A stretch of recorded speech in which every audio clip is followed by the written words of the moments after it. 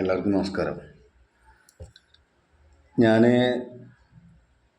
നമ്മുടെ വീഡിയോ ഇട്ടുണ്ടായിരുന്നു ഭക്ഷണം കഴിക്കുന്ന രീതി, ചെറിയ ഉപവാസത്തിനെ പറ്റിയിട്ട് പറഞ്ഞിട്ടുണ്ടായിരുന്നു. ഭക്ഷണം ചവച്ചരച്ച് കഴിക്കുന്ന രീതിയെ പറ്റി പറഞ്ഞിട്ടുണ്ടായിരുന്നു.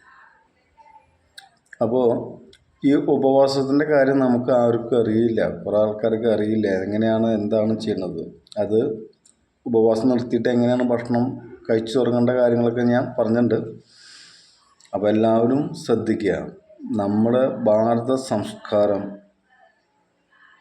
എന്താണ് അത് പഠിക്കാൻ നമ്മൾ ശ്രമിക്കുക. നമ്മൾ ഈ ചെവിക്കൂടെ കേട്ട് ഈ ചെവിക്കൂടെ വിട്ടുകളയുന്ന പോലെ ആവരുത് നമ്മൾ ഭാരത സംസ്കാരം. ഈ ലോകത്തിലെ എല്ലാ കണ്ടുപിടുത്തങ്ങളും ചെയ്തിട്ടുള്ളത് നമ്മുടെ ഭാരതമാണ്. ഈ ആപ്പിൾ തലയ്ക്ക് വീണു, ഗുരുത്വാകർഷണം, അതൊക്കെ അതിനായിട്ട് മുന്നേ നമ്മളിവിടെ കണ്ടുപിടിച്ചിട്ടുണ്ട്. നമ്മളത് പബ്ലിസിറ്റി കൊടുത്തിട്ടില്ല.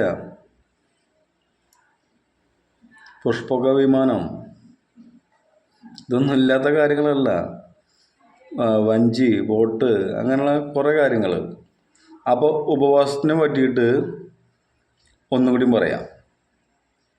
ഒരു കഥാരൂപത്തിൽ തന്നെയാണ് പറയണത്. ഗരുഡൻ, പരുന്ത്, അതായത് പരുന്ത്. ഈ പരുന്ത് അത്രയും കഴിവുള്ളൊരു ആണ് പരുന്ത്. ഈ പരുന്ത് എത്രയോ ദൂരത്ത് നിന്നിട്ട് താഴെ പറക്കുന്ന ചെറിയ എലി, അങ്ങനെ മീൻ, കടലിൽ മീനൊക്കെ വന്നിട്ട് അത് അവിടെ അത്രയും പോയിന്റിൽ അവർ ചെയ്തിട്ട് അവിടെ വന്ന് എടുക്കണതാണ്. അത്രയും ഷാർപ്പാണ് അവരെ കണ്ണ്.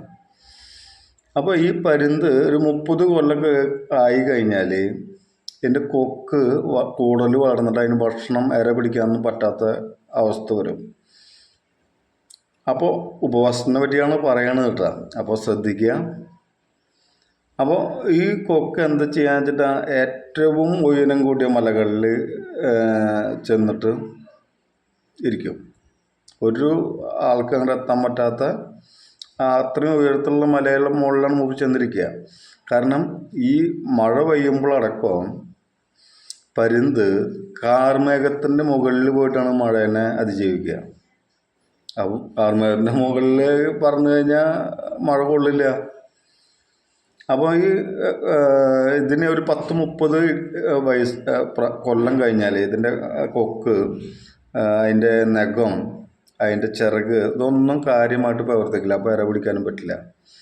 അപ്പോൾ ഇതെന്താ ചെയ്യുക, പരുന്ത് എന്താ ചെയ്യുക, അത്ര ഉയരം കൂടി മലയുടെ മുകളിൽ നിന്നിട്ട് ഇതിൻ്റെ കൊക്ക് ആ പാറപ്പുറത്ത് ഉറച്ചിട്ട് കൊക്ക് ഉറച്ച് കളയും. എന്നിട്ട് ഉപവാസമാണ് അപ്പോൾ ഒക്കെ. എന്നിട്ട് വീണ്ടും ആ പുതിയ കൊക്ക് വരും. പുതിയ കൊക്ക് വന്നു കഴിഞ്ഞാൽ ഇതിൻ്റെ ആ കൊക്കുകൊണ്ട് കറക്റ്റായിട്ട് പിന്നെ വരിക. ആ കൊക്കുകൊണ്ട് അതിൻ്റെ തൂവൽ കംപ്ലീറ്റ് പറിച്ച് കളയും. ആ തൂവൽ കംപ്ലീറ്റ് പറിച്ച് കളഞ്ഞിട്ട് വീണ്ടും അപ്പോഴും ഉപവാസമാണ് കേട്ടോ. അത് ഒരു കുറേ സമയം, എത്ര സമയം കൊത്തി കളഞ്ഞ് അത് മുളച്ച് വരണമെങ്കിൽ കുറേ സമയം എടുക്കും. അത്രയും സമയം ഉപവാസമാണ്. നമ്മൾ ചിന്തിക്കുക, നമ്മൾ ഒരു നേരം ഭക്ഷണം കഴിച്ചില്ലെങ്കിൽ അടക്കം നമ്മൾ അയ്യോ ഞാൻ ഭക്ഷണം കഴിച്ചിട്ടുള്ള ദൈവമേ എന്ന് പറയുന്നതാണ് നമ്മുടെ രീതി. ഭാരത സംസ്കാരം എന്താണെന്ന് അറിഞ്ഞാൽ അതൊന്നൊരു വിഷയമല്ല. പിന്നെ ഭക്ഷണം കഴിക്കുമ്പോൾ വെള്ളം, നമ്മുടെ എല്ലാ സദ്യകളിലും വെള്ളം കൊടുന്നേക്കില്ല. ആദ്യം ഭക്ഷണം കഴിക്കുന്നതായിട്ട് അരമണിക്കൂർ മുന്നാണ് വെള്ളം കുടിക്കുക. അരമണിക്കൂർ കഴിഞ്ഞിട്ടാണ് പിന്നെ വെള്ളം കുടിക്കുന്നത്. അത് പിന്നെ സംസാരിക്കാം നമുക്ക്. അപ്പോൾ ഈ ഉപവാസത്തിനെ പറ്റി പറയാം. അപ്പോൾ ചിറക് തൂവൽ കൊത്തി കളഞ്ഞതിന് ശേഷം വീണ്ടും ചിറക് വന്നതിന് ശേഷം ഇതിൻ്റെ നഖം, കാലിൻ്റെ നഖമുണ്ടല്ലോ, അത് കൊക്കൊണ്ട് പറിച്ച് കളയും. അപ്പോഴൊക്കെ ഉപവാസത്തിലാണ് മൂപ്പര്. അങ്ങനെ അതും കൊത്തി കളഞ്ഞിട്ട് ഇത് കംപ്ലീറ്റ് പഴയ സ്ഥിതിയിൽ വരും. അപ്പോൾ 30 കൊല്ലം കഴിഞ്ഞാലാണ് ഇതിങ്ങനെ ആവുക. വീണ്ടും അതിന് 20 കൊല്ലം വീണ്ടും പൂർവ്വ സ്ഥിതിയിൽ വരും. അപ്പോൾ അത്രയും കഴിവുള്ളതാണ് നമ്മുടെ ഉപവാസം. അപ്പോൾ ഞാൻ പറഞ്ഞിട്ടുണ്ട്, ഉപവാസത്തിനെ പറ്റി ഞാൻ പറഞ്ഞിട്ടുണ്ടായിരുന്നു. പൂച്ചകൾ, നായ്ക്കൾ, ലോകത്തിൽ മൊത്തം 24 ലക്ഷം ജീവജാലങ്ങളുണ്ട്.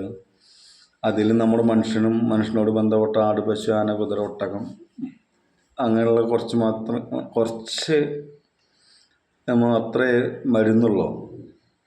ഈ ബാക്കി കടലിലും ആമസോൺ കാടുകളിലും ഈ ലോകത്ത് എത്ര ജീവജാലങ്ങളുണ്ട്? 24 ലക്ഷം ജീവജാലങ്ങളിൽ നിസ്സാരമായവർക്ക് മാത്രമേ മരുന്നുള്ളൂ.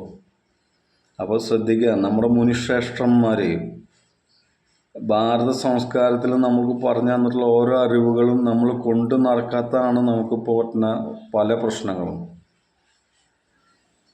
അപ്പം നമ്മൾ ഈ ഹോസ്പിറ്റലിൽ, മെഡിക്കൽ കോളേജിലൊക്കെ ഇടയ്ക്കൊന്ന് നമ്മൾ പോവുക, ഒന്ന് കറങ്ങി വരിക. എത്രകൊണ്ട് ആൾക്കാർ അവിടെ നിന്നിട്ട് അസുഖത്തിൻ്റെ പുറത്ത് അസുഖമായിട്ട് കുറേ ആൾക്കാർ ഇരുന്ന് സംസാരിക്കും, കാര്യങ്ങളൊക്കെ ചെയ്യുക. അപ്പോൾ അസുഖത്തിൻ്റെ പുറത്ത് അസുഖമായിട്ട് എന്താണ് ചെയ്യേണ്ടതെന്ന് അറിയാതെ കുറേ ആൾക്കാർ അങ്ങനെ നിൽക്കുന്നുണ്ട്. ചിലപ്പോൾ ചെറിയ ഉപവാസത്തെ മാറുന്ന അസുഖമായിരിക്കും. അതിന് അറിവ് വേണ്ടേ? നമ്മൾ എല്ലാവരും ഭയങ്കര അറിവും ബുദ്ധിയും കാര്യങ്ങളൊക്കെ ഉള്ള ആൾക്കാരാണ്, ഭയങ്കര വിദ്യാഭ്യാസം. ഈ വിദ്യാഭ്യാസമുള്ള ആൾക്കാരെ പറഞ്ഞ് മനസ്സിലാക്കുന്നതാണ് ഏറ്റവും വലിയ ബുദ്ധിമുട്ട്. അപ്പോൾ നമ്മൾ ചിന്തിക്കുക, നമ്മൾ എന്താ ചെയ്യുന്നത്?